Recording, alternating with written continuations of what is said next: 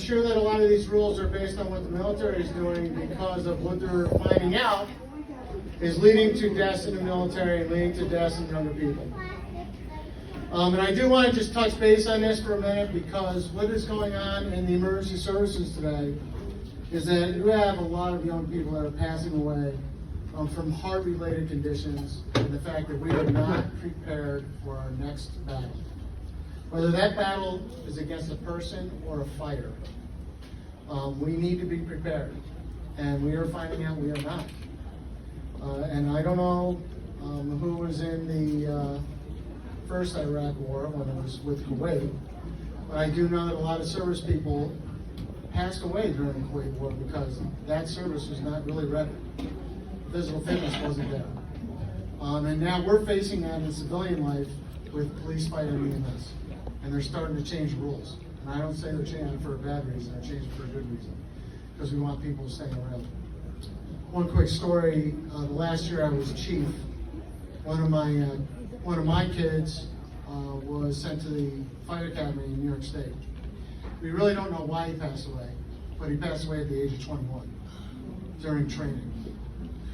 It was sad, but I'm going to tell you that one of the things that may or may not have helped him was working out and being physically fit and ready for the job.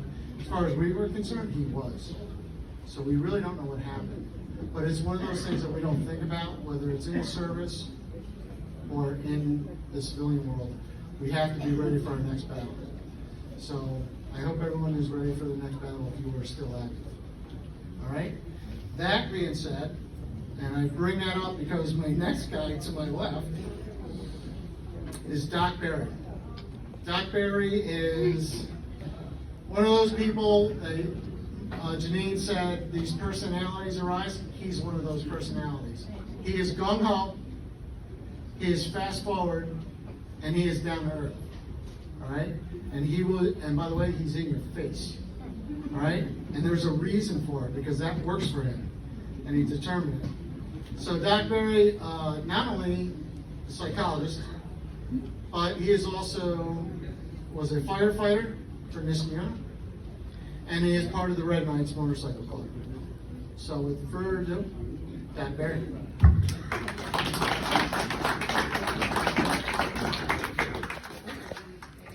Okay, can you guys hear me all right?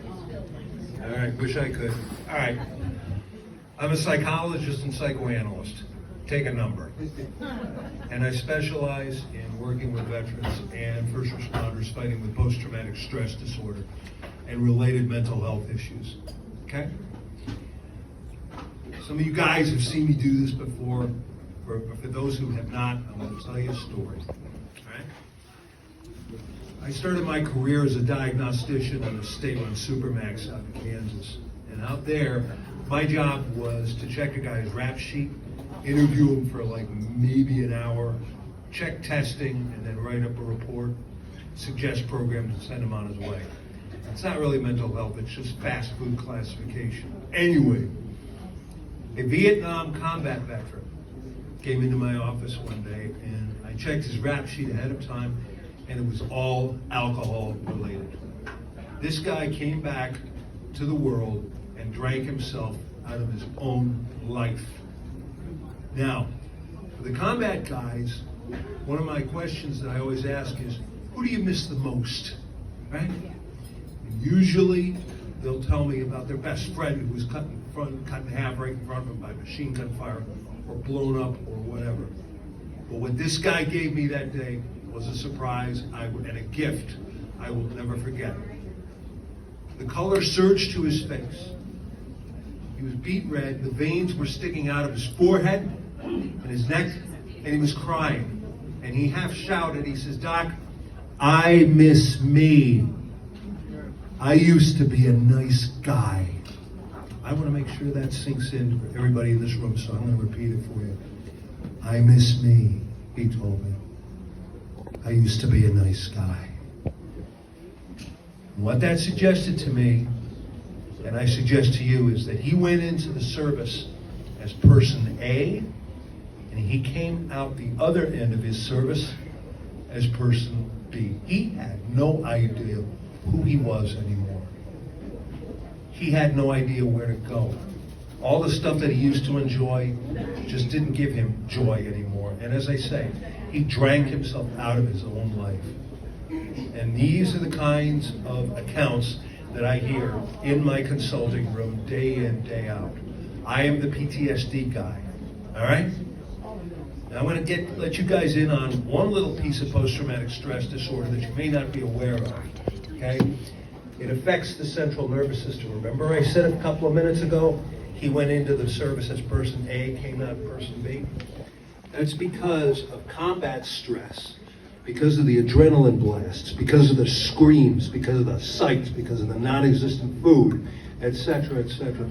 His central nervous system changed, which is to say, in plain English, folks, the chemistry of the brain changes and the physiology of the brain changes. Is it any wonder this guy had no idea who he was when he came home? And he ain't the only one. Maybe some of the people in this room can identify with that statement. Maybe some of the people in this room know somebody like this. And all of you, I'm sure, are aware that we have a suicide problem in the military, active duty as well as in the veteran community. One dead body after another and they're piling up out in the streets. And how does it happen? How does it get this way? I have a pretty easy solution. The only thing that's going to make that pain go away is to finally open the mouth, and out comes the pain. Talk to somebody. Now it's kind of against the way first responders and veterans are trained. We're trained to think of everybody else around us first, and ourselves absolutely last. And we are weak if we do so. It's essential for mission completion. I get it. However, when the mission ends, I think we need to change our minds. I think we need to do something about the stigma against asking for help. You open up your mouth and the pain comes out, and then you can start thinking again. I can't put it any plainer than that. Now, I just turned 60 this past November.